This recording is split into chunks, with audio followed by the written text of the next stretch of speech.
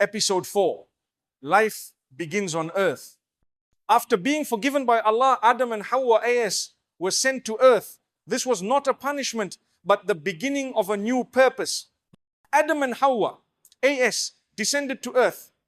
The beautiful gardens of Jannah were now behind them, and ahead was a new world full of challenges but also full of hope.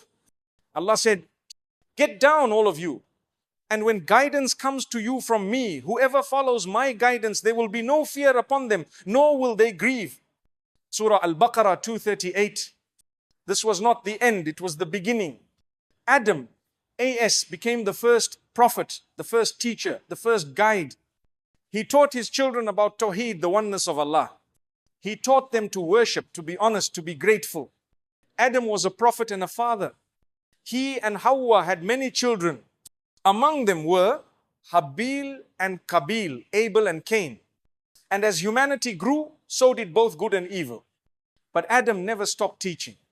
Even as the world changed, his mission remained. Remind them of Allah. Today's lesson, the story of Adam AS is also our story. We were not created to be perfect. We were created to struggle, to learn, and to return to Allah. Every human being is part of this legacy. We are all sons and daughters of Adam, and we carry his trust. What legacy will we leave? If this story gave you a new perspective, pass it forward. Next episode, the tragedy of Qabeel and Habeel, the first murder.